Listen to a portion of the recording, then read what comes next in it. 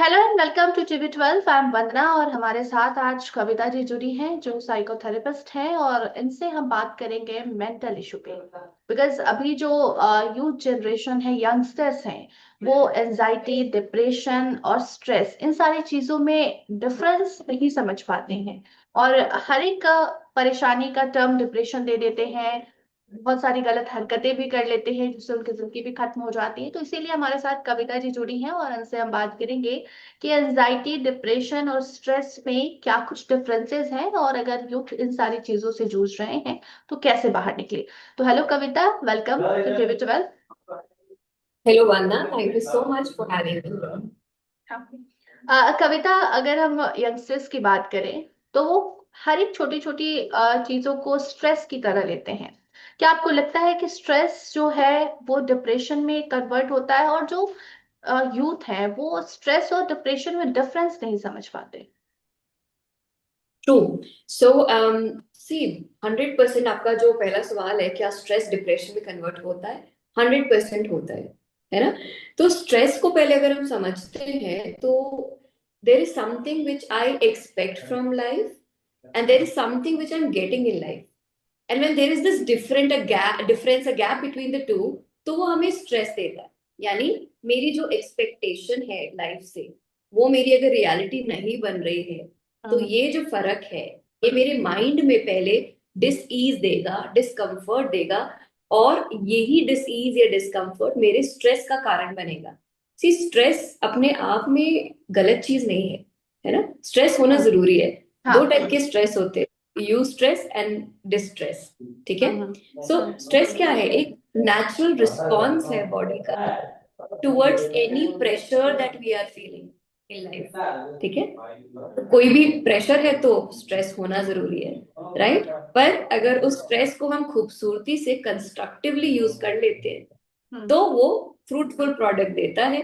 पर अगर हम हैंडल नहीं कर पाते, तो फिर वो हमें माइग्रेन, हेडेक, डिप्रेशन, एंजाइटी, बाकी सारी जो भी डिसऑर्डर्स की लाइन है, वहां ले जाता है।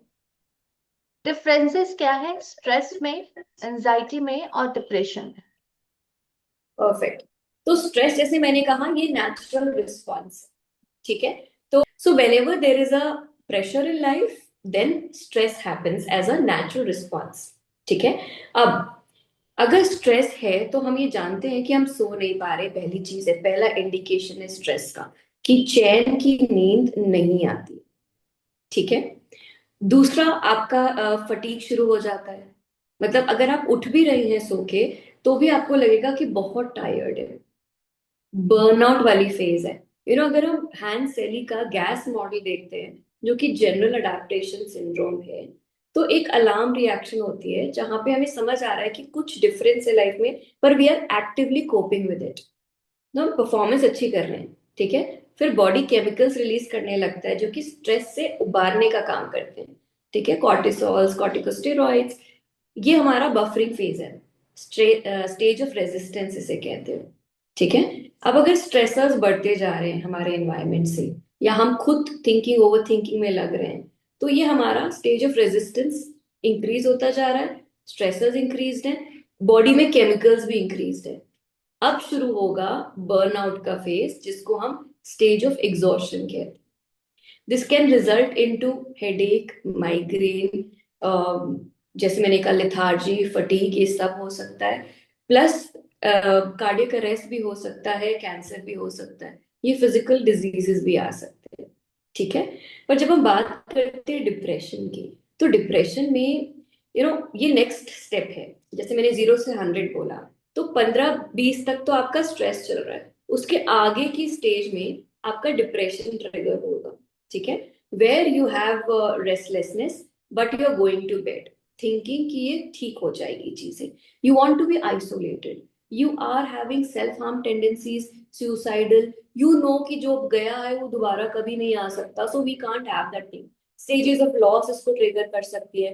अब वो लॉस एक्सपेक्टेशन का हो या किसी नियर एंड डियर वन का हो, तो वो एक प्रॉब्लम में आपको डिप्रेशन में लेके जाएगा, right? So you go inward when you are in depression. तो जो भी आप कॉन्स्टेंटली चीजें सोचते हो, अगर आप उसको कॉन्शियसली सप्रेस कर रहे हो अपने सबकॉन्शियस माइंड में, उसे हम डिप्रेशन कहते हैं। ठीक है। अब आती है बात एंजाइटी की, जो थर्ड पॉइंट आपने पूछा मुझे। सी, एंजाइटी और डिप्रेशन में ना बहुत थिन लाइन है। वो थिन लाइन है, जब रेस्टलेसनेस होती है। कविता, एक कंफ्यूजन और है कि स्ट्रेस सबसे पहला स्टेप होता है, उसके बाद डिप्रेशन होता है या फिर एंजाइटी होता दोनों चीजों में से कुछ भी हो सकता है। सी, एंजाइटी फ्यूचर को लेके इमोशन है, है? ओके। डिप्रेशन पास्ट को लेके इमोशन है। हम्म। जो कॉन्शियसनेस है, अगर मैं प्रेजेंट में हूं तो कोई प्रॉब्लम नहीं है, ठीक है।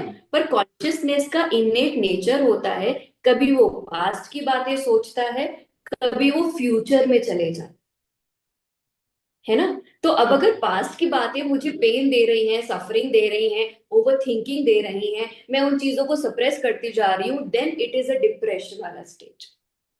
ठीक है। पर अगर मैं फ्यूचर को लेके एंशियस हूँ, आगे क्या होगा, कहीं वो इंसान मुझे छोड़ के ना चले जाए, राइट, या क्या मैं पास हो पाऊंगा या नहीं हो पाऊंगा, क्या मैं अपने पेरेंट्स की एक्सपेक्टेशंस तक उतर पाऊंगा, वो सब फ्यूचर को लेके है। तो nervousness converts into anxiety, right. So दोनों, इस एंजाइटी नर्वसनेस के पीछे का कोर इमोशन फियर है। फियर फ्यूचर के लिए होता है, राइट। अब अगर हम एंजाइटी और डिप्रेशन की बात करते हैं, दोनों में थिन लाइन। थिन लाइन क्या है? दोनों में रेस्टलेसनेस होती है, घबराहट होती है, ठीक है। पर जब एंजाइटी होगी, जो इंसान रेस्टलेस है वो चलने लगेगा, वो हाथ पैर का मूवमेंट करेगा, राइट, या परेशानी में घूम रहा होगा, फोन पे बात करते करते आपने देखा होगा कि लोग बात करते करते चल रहे हैं, right, and there is constant trouble in their mind, thought process in their mind, right. पर डिप्रेशन में क्या होता है? रेस्टलेसनेस है, घबराहट है, but I am laying down in my bed thinking ये रेस्टलेसनेस खत्म हो जाएगी। बस ये एक थिन लाइन है इन दोनों में। कविता जी, आप एक साइकोथेरेपिस्ट हैं, तो आपसे मैं ये जानना चाहूंगी और हमारे ऑडियंस भी जानना चाहते हैं कि क्या पहले के मुकाबले ये सारी चीजें अब ज्यादा हो गई हैं या फिर पहले डिप्रेशन, एंजाइटी, स्ट्रेस, इन सारी चीजों पर बात ही नहीं होती थी?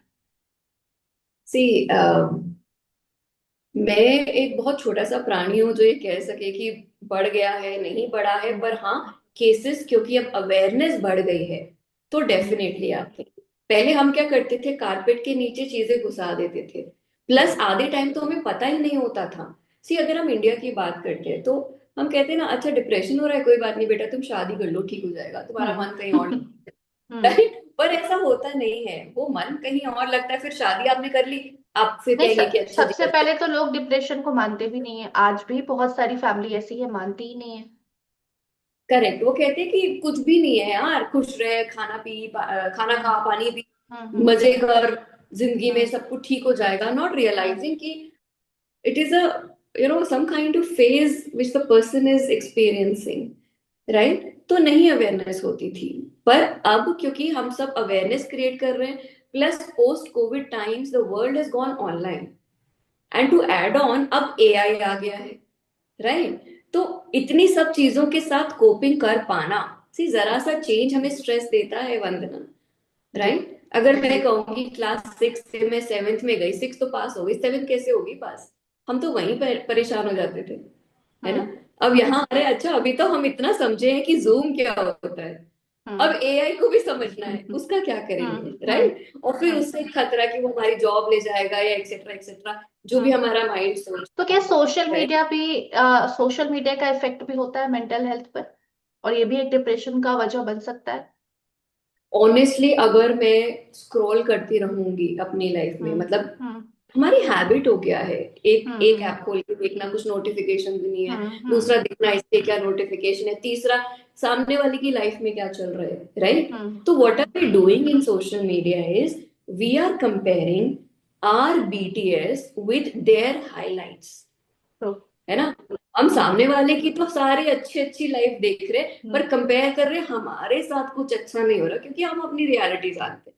इसको हम्म। इम्पोस्टर सिंड्रोम कहते हैं, और hmm. 70% of the population is suffering from that imposter syndrome. और हम्म। ये एक बहुत मेजर कारण बनता है आपका डिप्रेशन या एंजाइटी वाली स्टेट में जाने का, है ना। और अगर आंकड़े हम देखते हैं तो इंडिया में every every 1 second 25 suicides are happening, and we have to reach out somewhere कि इस सिचुएशन से हम निकालें लोगों को, है ना। So that's the story. तो क्या आपको भी लगता है कि डिप्रेशन में जो व्यक्ति रहता है उसको फैमिली और फ्रेंड्स की ज्यादा जरूरत होती है, और अगर कोई डिप्रेशन में है तो उसको कैसे बाहर निकाले? मतलब क्या उसके साथ कैसे ट्रीटमेंट करना चाहिए घर पे? घर पे क्या ट्रीटमेंट?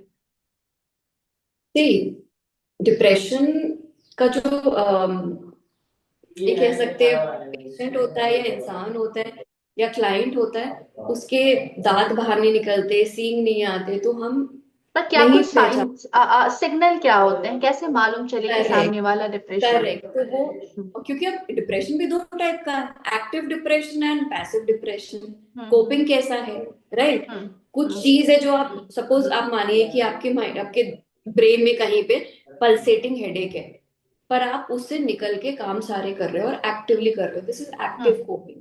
हम्म। ठीक है। But the moment you realise कि नहीं यार, अब मेरे से नहीं ही हो पा रहा, तो आप उसको डिप्रेशन कहते हो। पर डिप्रेशन तो बहुत पहले ट्रिगर हो गया था ना। हम्म। ठीक है।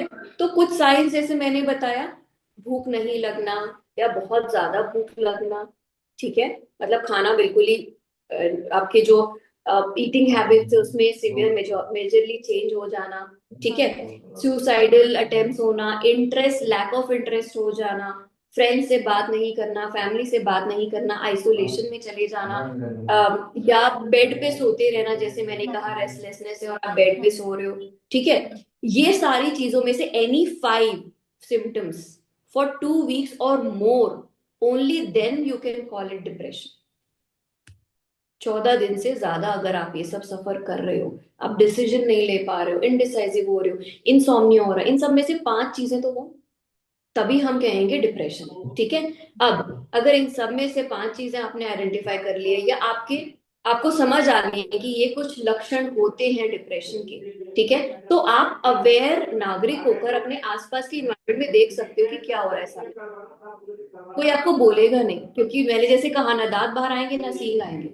हम्म। Right, you have to be very aware what is happening, उसकी बातों से, उसकी हरकतों से समझ आएगा। Right. I mean I know one family जहाँ पे वरना म्यूट कर लो प्लीज, ओके। वरना म्यूट, म्यूट, थैंक यू।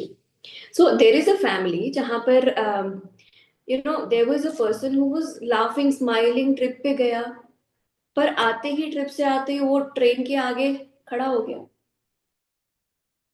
है ना, वो एक्टिव डिप्रेशन कोपिंग था उसका, हम पहचान नहीं पा रहे। ठीक है। तो हमें कॉशियस होना पड़ेगा, हमें एक्टिव होना पड़ेगा, हमें समझना पड़ेगा कि क्या वो चीजें हैं जो सामने वाला हमारे आसपास ही है, वो नॉर्मल, बहुत नॉर्मल इंसान लगता है, कोई अलग हरकतें नहीं है। ठीक है। पर बातें कैसी, उससे भापना समझना पड़ेगा। राइट। और उसके बाद जो डिप्रेशन में होता है ना, उसको वो स्पेस दे दो, क्योंकि depression is again a very beautiful phase. Either you end your life और you go to the next phase which is bargain and then acceptance. ठीक है। ये नहीं तो मैं लाइफ में ये कर सकता हूँ, वो चीज वो इंसान खुद ही अपनी इनसाइट डेवलप करके लाएगा। आप उसके साथ रहिए, उसको सुनिए, उसको समझाइए मत प्लीज। आप अगर ज्ञान देने लग जाओगे, आप अगर एडवाइजिंग करने लग जाओगे, कहेगा मुझे तो सभी ज्ञान देते हैं और ये ज्ञान तो मेरे पास भी है, मैं इसका क्या करूं। Just be a very good listener. Right? When you listen to the person, 50% of the problem of the person is solved. आजकल लिसनर्स नहीं है बनना, है ना। हम इतने इस वर्ल्ड में है जहां पे क्विक 7 मिनट्स में हमारे पास ब्लिंकिट आ जाता है, 10 मिनट्स में जेप्टो आ जाता है, उस वर्ल्ड में we want instant solutions. But then we have to become more human, where we are compassionately listening to the other person. Right. जब वो बोलने लगेगा तो उसकी इंसाइट खुद डेवलप होगी। Just be there, be quietly sitting there. Don't ask him to do yoga, don't ask him to go for a walk, don't ask him to meet friends, don't ask him to have some party. No. उसका जो मन करे उसको करने दो, and you be there with that person and be very cautious कि कहीं वो सेल्फ हार्म में ना चले जाए। है ना, ये कुछ छोटे छोटे स्टेप्स हैं जो हम कर सकते मतलब जो डिप्रेशन में है उससे बात करो, अपनी बात ना कहो, उसकी बात सुनो। हैं। राइट। और वो कुछ नहीं बोल रहा तो जस्ट बैठ जाओ ना उसके पास। हम्म। पर वो पेशेंस हम में नहीं है ना, वो सीखना है ना। क्या आपको लगता है इन सब चीजों के लिए एक अवेयरनेस प्रोग्राम्स भी शुरू करने चाहिए? बहुत अवेयरनेस ऑलरेडी है, और हम जितना कंट्रीब्यूट कर सकते हैं हम करें, तो होना चाहिए डेफिनेटली। ठीक है, ठीक है, थैंक यू सो मच कविता। बाकी जो भी दर्शक देख रहे हैं, आपने सुना किस तरीके से अगर कोई डिप्रेशन में आपके आसपास है तो पहले तो आप उसके साइन क्या होंगे, कैसे आप उनको पहचानेंगे, ये हमने आपको बताया। और उसके बाद कविता ने ये भी बताया कि अगर कोई डिप्रेशन में है तो उसे उस डिप्रेशन से बाहर लाने के लिए आपको क्या कुछ करना है। बाकी इन टॉपिक पर, इन मुद्दों पर आपकी क्या कुछ राय है, कमेंट सेक्शन में जरूर बताइए। देखते रहिए TV12। धन्यवाद।